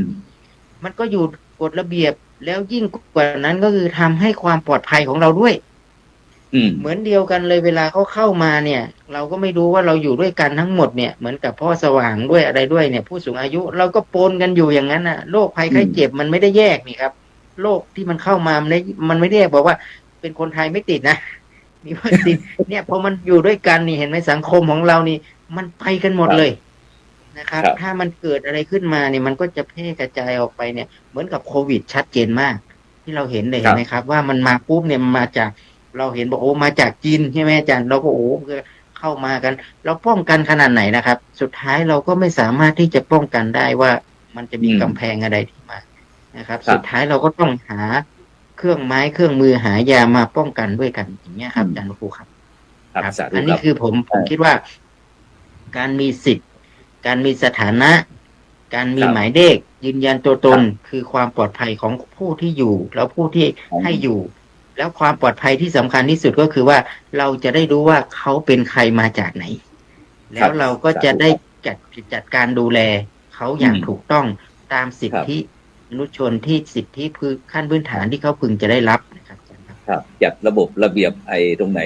ให้มันเป็นเรียบร้อยนะครับฉะนั้นเมื่อกี้เราได้พูดถึงเรื่องแม้กระทั่งสถานะและก็สิทธิโดยเฉพาะเรื่องการรักษาพยาบาลอะไรต่างๆเราจะไปที่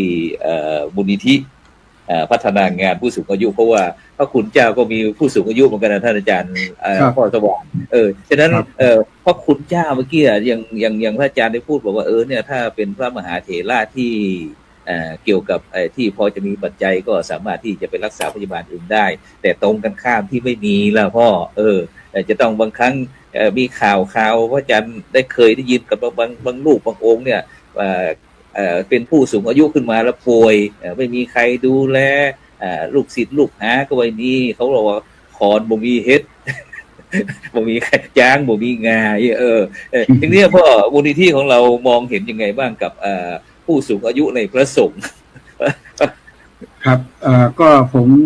จะมองอีกมุมหนึ่งนะเพราะว่าไม่ว่าจะเป็นเรื่องสิทธิทุกคนก็มีสิทธิ์หมดไม่ว่าจะเป็นเรื่องของการบริการด้านสุขภาพ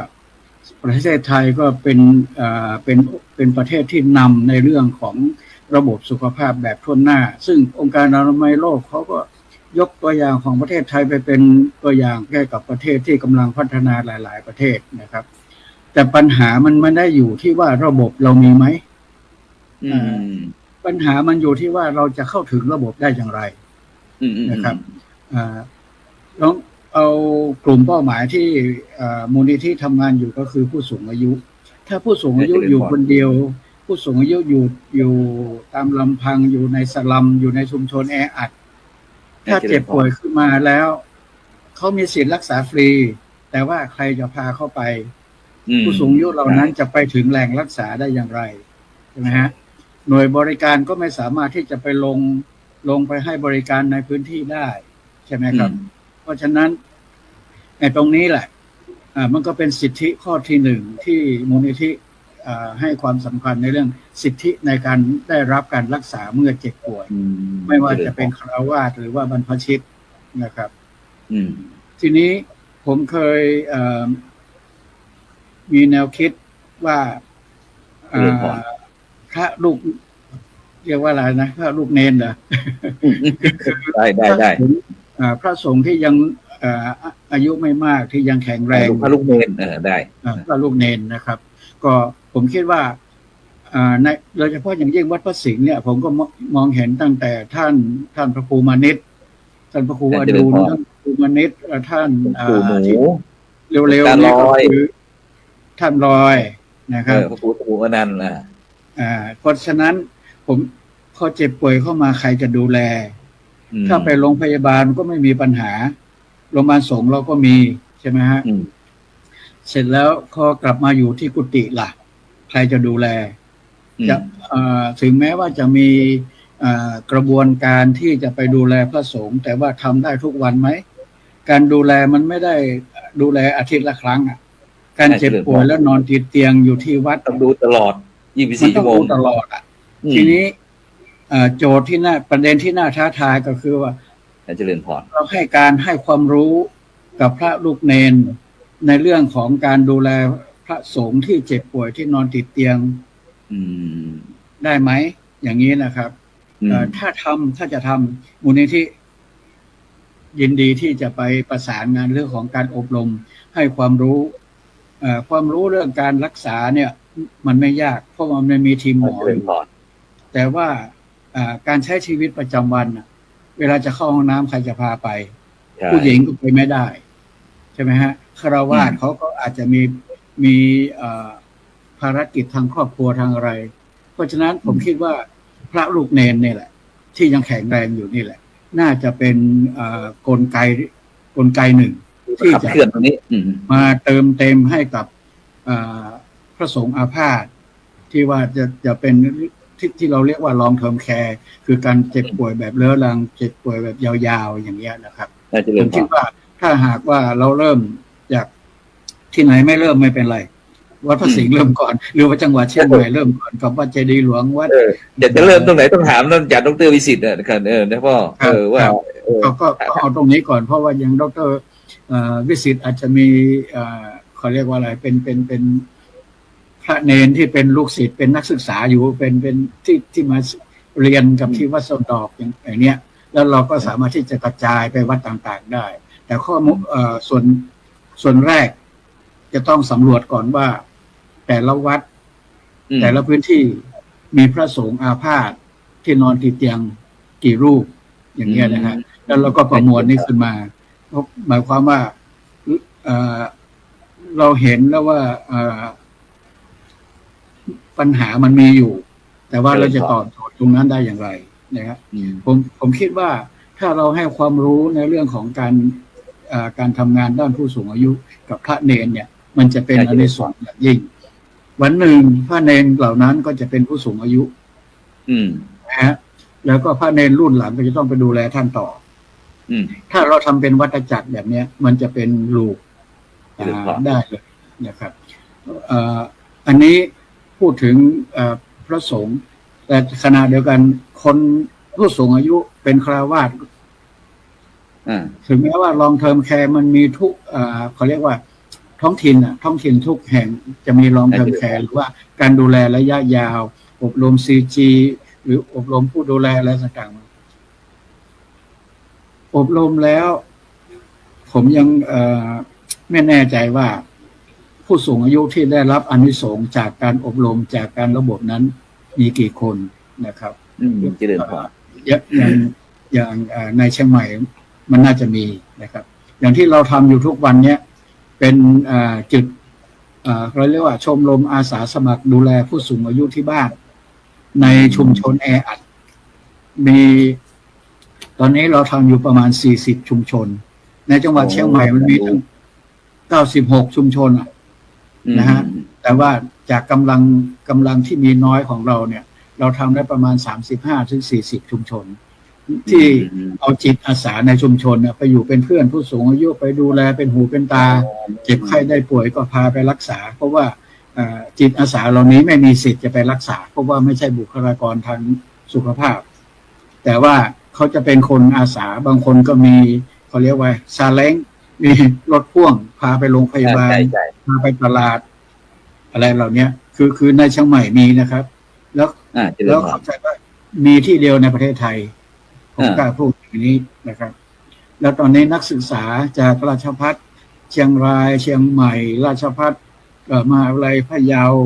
นเรศวรอะไรก็ส่งนักศึกษามาฝึกงานมาดูงานที่เชียงใหม่ เจริญพร อันนี้ถ้าท่านดร.วิสิทธิ์อยากจะไปสัมผัสด้วยก็ได้เลยครับเพราะว่าอันนี้ผมว่ามันเป็นการสร้างสังคมที่เป็นมิตรกับผู้สูงอายุนะฮะสังคมที่เป็นมิตรกับผู้สูงอายุเนี่ยถ้าเราพูดถึงเมืองหรือว่าสังคมที่เป็นมิตรกับผู้สูงอายุส่วนใหญ่แล้วเนี่ยก็จะคิดถึงว่าถนนเรียบทางเท้าเดินสะดวก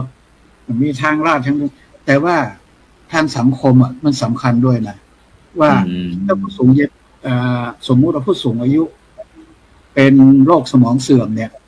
เราจะทำยังไงให้ชุมชนนั้นเข้าใจว่ามันไม่ใช่เป็นเรื่องแปลกมันเป็นเรื่องธรรมดาว่าอีกหน่อยคุณก็เป็นถ้าอายุถึงใช่ไหมฮะเพราะว่าทุกคนมันจะเป็นแล้วผู้สูงอายุมันหนีไม่พ้นใช่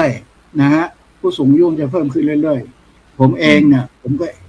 ก็เป็นผู้สูงอายุ เสร็จแล้วก็ทำงานผู้สูงอายุตั้งแต่ผมอายุเท่าไหร่46 ปีตอนนี้ผม78แล้วครับโอ้นะฮะทำงานอย่างคนละ40เนี่ยพ่อต้องพยายามที่ไม่ให้ตัวเองต้องพยายามให้ตัวเองพึ่งตัวเองให้นานที่สุดเท่าที่จะนานได้ไม่ให้เป็นภาระของใครนะครับเพราะฉะนั้นผมก็ยังทำงานอยู่นะฮะก็ไอ้ตรงนี้แหละครับผมว่าประเด็นที่เน้นก็คือว่าหนึ่งเราอบรมพระลูกเนนให้ไปดูเลยภาษาแล้วกันเนาะตุเจ้าเท่าครับตรงนี้คณะพยาบาลเคยทำยมพ่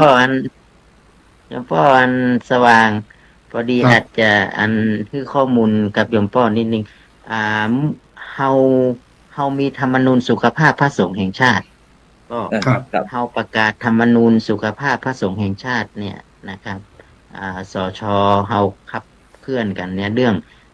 เฮาดูกันสามส่วนคือหนึ่งพระที่ผ่านมาเนี่ยเวลาเจ็บไข้ได้ป่วยเนี่ยพระจะบ่มีใครดูแลนะอายุนักก็มีใครดูแลนะเจ็บไปแล้วบางทีบวชมาแล้วสุดท้ายจะต้องลาสิกขาไปเป็นภาระของลูกหลานที่บ้านหรือแม้กระทั่งว่าวันตายชีวิตของเฮาเนี่ยโอ้อยากจะตายในผ้าเหลืองพอจะไปถึงแล้วก็คือลาสิกขาเพราะมีใครดูแลนี่สถานการณ์เนี่ยแม้กระทั่งถึงขั้นมรณภาพบางทีเนี่ยนอนเสียชีวิตในกุฏิก็ยังหู้แถมกรรมก็คือได้กินแล้วอย่างประมาณนี้เนาะเขาเข้าผ่านสังคมอีกเนี่ยโดยเฉพาะยิ่งก็คือเรื่องของการฮื้อเปิ้นลาสิกขาเพราะว่าโรคภัยไข้เจ็บเนี่ยมันมาเบียดเบียนจริงๆแล้วสถานการณ์เนี่ยเฮาจึงมีภาคีลานุปถากก็ภาคีลานุปถากก็คือคล้ายๆอสม.เนี่ยจะเป็นอสม.ทุกเจ้าร่วมกับทางกรมอนามัยเนี่ยเปิ้นมีนะครับมีหลักสูตร35 ชั่วโมง70 ชั่วโมงแล้วหลักสูตร420 ชั่วโมงที่เตี้ยจะมาขยับทำนี่นะตอนนี้เนี่ยมีถึงหมด10,000 กว่ารูปทั่วประเทศจริงๆตั้งใจว่าเฮาจะเอา1รูปต่อ1วัดด้วยซ้ำนะในจังหวัดเชียงใหม่เนี่ยเฮามีผู้สูงอายุตามวัดต่างๆเนี่ยเฮาก็เลยมาอู้กันว่ามันควรที่จะอันที่1เนี่ยพระต้องดูแลกันเองตามหลักพระธรรมวินัยก็คือมีพระกีฬานี่แหละพระกีฬาเนี่ยผ่านความรู้เรื่องทางกรมอนามัยเรื่องทางที่เปิ้นเอาหลักสูตรเนี่ยมาตอนนั้นกึดอย่างบ่ได้ก็เอาหลักสูตรของลองเทอมแคร์ที่พ่ออู้ถึงเนี่ยหลักสูตรที่70 ชั่วโมงเนี่ยนะก็เอามาปรับก็เป็นอันที่2ก็คือ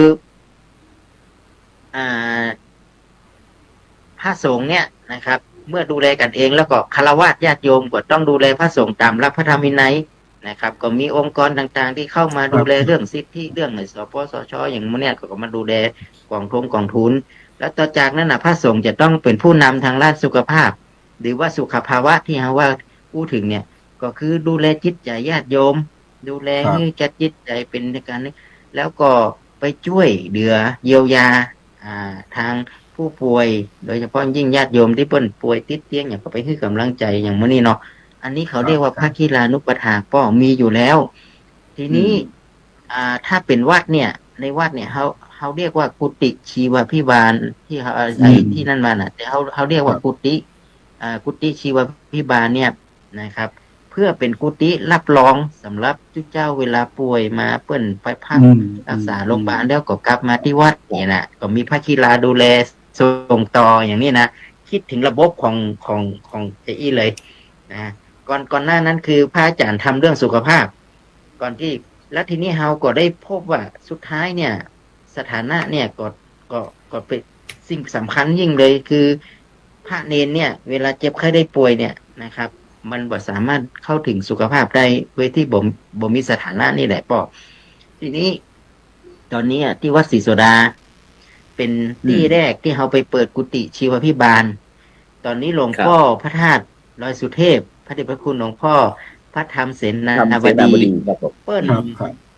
นให้อาคาร3 ชั้นใหญ่ๆเลยนะที่วัดลอยสะพันยูป่อตอนนี้ก็ลอยสะพันยู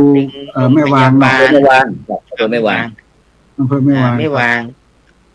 โรงพยาบาลแม่วางอสมรพสตอสมและสสจจังหวัดเชียงใหม่เนี่ยไปร่วมกันกับภาคีลานะครับจะเปิดกุฏิชีวพิบาลเนี่ยขยับพระที่เปิ้นสามารถยังดูแลยังสามารถเอาไปดูแลกันได้อยู่อีกหน่อยเคลื่อนจากโรงพยาบาลส่งเนี่ยตอนนี้มันเต็มไปหมดแล้วป่อตอนนี้นั่นที่วัดเนี่ยเพิ่นว่าฮับเพราะว่าปีกไปที่วัดก็คือมีไผดูแล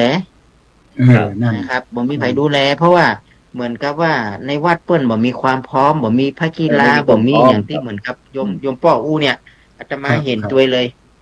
นะครับถ้าอู้รายการนี้แล้วก็พระมหาเถระผู้มีเมตตานี่เปิ้นหันความสำคัญนะ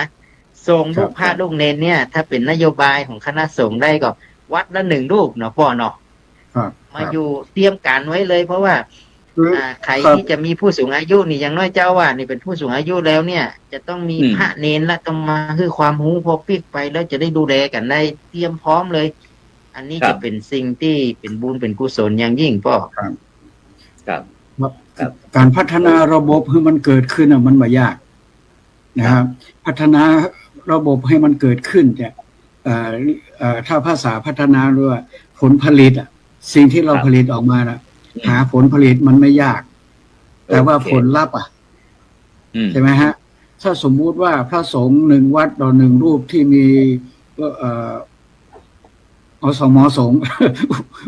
ผู้ภาษาง่ายๆงั้นอสมสงฆ์สวอสวอสววัดครับถ้าสมมุติว่าเขามีผลผลิตอย่างนั้นนะฮะแต่ว่าผลลัพธ์ของมันล่ะหมายความว่าผลผลิต1 รูปนั่นแหละจะได้ไปดูแลพระสงฆ์กี่รูปผมคิดว่าถ้าเขาจะเริ่มแบบนั้นเขาควรจะคล้ายๆกับธุรกิจเขาหาตลาดก่อนนะครับตะกี้บอกว่าที่วัดสะพันยูนะเต็มน่าจะมีทั้งดอยสะเก็ดน่าจะมีทั้งแม่แตงที่มันรอบๆเชียงใหม่เป็นการรองรับที่ว่าเบื่อมันกระจุกมาอยู่ที่สะพันยูอย่างทำนองนั้นนะครับเพราะฉะนั้นผมคิดว่าการสร้างให้เกิดผลผลิตเนี่ยมันไม่ยากทำได้มีคนร่วมทำแต่ว่าเราไม่ควรจะมองแค่นั้นแล้วก็จบแล้วก็รายงานแต่ว่าเราจะรู้ว่าผลลัพธ์ที่เกิดจากผลผลิตมันคืออะไรนั่นหมายความว่าถ้าเราอบรมพระเนนสัก50 รูปเนี่ยมีพระสงฆ์ชราภาพกี่รูปที่ได้รับอานิสงส์ที่ได้รับบริการจากเหล่านั้นมันมีเขียนเป็นเปเปอร์ให้อ่านไหมมันมีค้นหาได้ไหมว่าพระสงฆ์เหล่านั้นได้รับการดูแลจากกระบวนการนี้กี่รูปอะไรทำนองนั้นนะครับเพราะว่าที่ส่วนใหญ่แล้วเนี่ยในเรื่องผลผลิตเนี่ยหมายความว่ามันทำได้บ่อยาก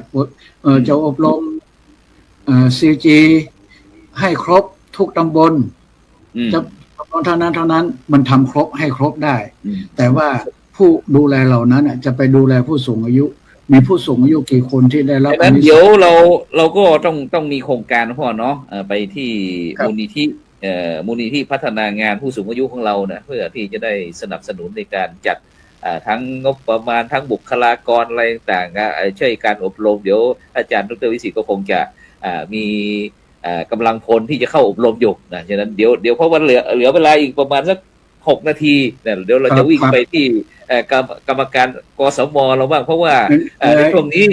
เราจะเปิดประเด็นอีกทีหนึ่งก็สว่างเพราะว่าพระสงฆ์เราปัจจุบันนี้ก็รู้สึกว่ามันเหมือนกับเจ๊กลากไปไทยลากมาเนี่ยนะพอกับลูกฟุตบอลน่ะถ้าพี่น้องประชาชนชาวไทยอารมณ์ไม่ดีก็มาลงที่พระสงฆ์นั่นแหละอยากจะจับไปตรวจเยี่ยวบ้างอยากจะจับขังคอกบ้างอะไรต่างๆนานาเนี่ยทีนี้มันเกิดขึ้นแล้วอาจารย์อาทิตย์สิ่งเหล่านี้อันนั้นเป็นเรื่องสิทธิละถูกละเมิดสิทธิเราอยากจะให้พระคุณเจ้า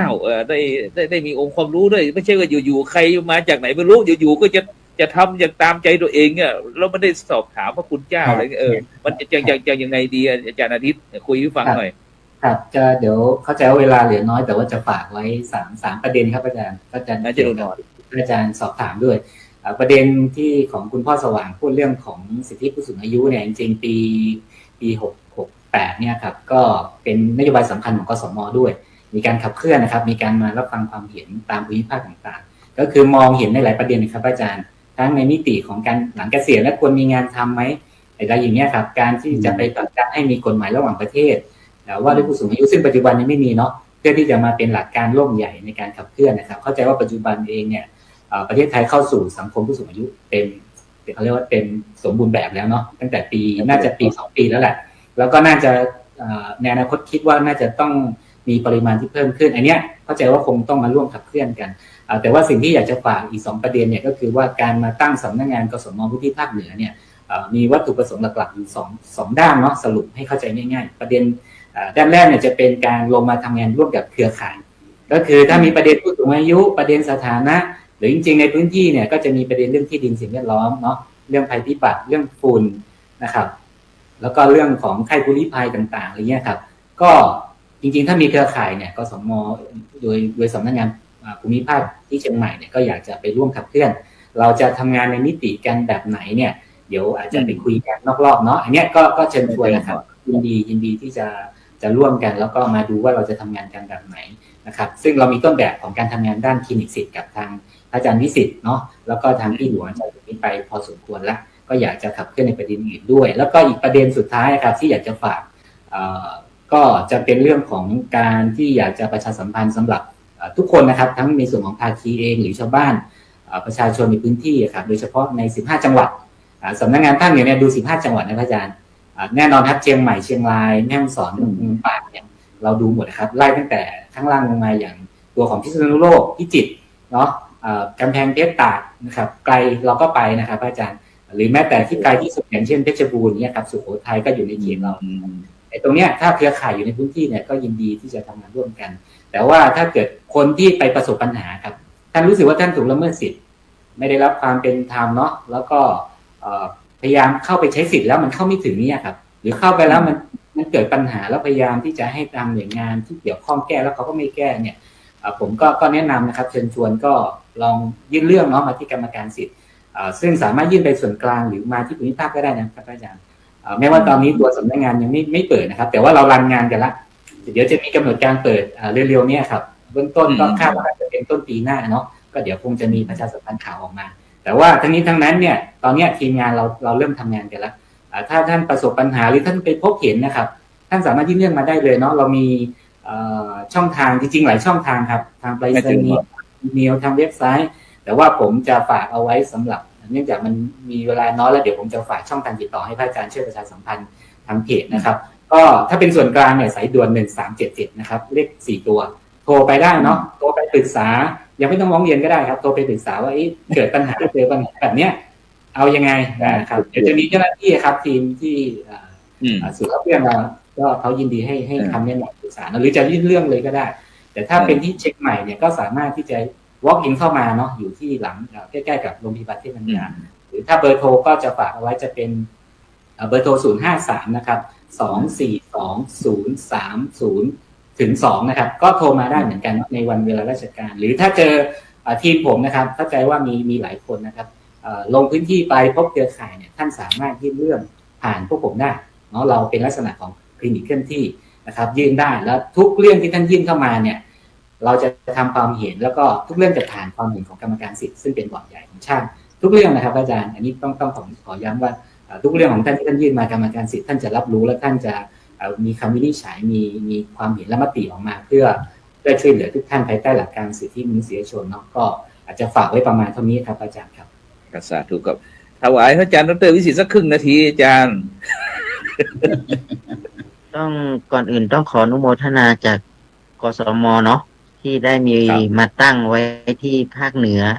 แล้วก็รู้สึกว่าแต่ก่อนนี้เวลาเราจะพูดถึงเรื่องกรรมการสิทธิ์รู้สึกอยู่ไกลเราเหลือเกินต้องไปที่กรุงเทพหรือไปที่ส่วนนั้นก็เราแต่ว่าตอนนี้เนี่ยกรรมการสิทธิ์มาอยู่ที่เชียงใหม่แล้วก็เราก็สามารถที่จะเหมือนกับความอบอุ่นนะครับความอบอุ่นหรือการที่เราจะมีใครที่จะมาช่วยเราประสานงานนะครับระหว่างที่มันมีประเด็นบางอย่างที่เราจะต้องช่วยกันขับเคลื่อนเรื่องของสิทธิมนุษยชนหรือสิทธิที่พึงจะมีอยู่เนี่ยภายใต้กฎหมายหรือภายใต้ที่นี่เป็นสิ่งที่น่าอนุโมทนาวันนี้นี่ถือว่าเป็นการเปิดตัวแล้วก็บอกเพราะว่าอาจจะมีผู้ชมหรือคณะสงฆ์ที่รับฟังรายการนี้เนี่ยตอนนี้เนี่ยเรามีกรรมการสิทธิ์ที่มาตั้งนะครับสาขาอยู่ที่ภาคเหนือที่ดูแลทั้งหมด15จังหวัดฉะนั้น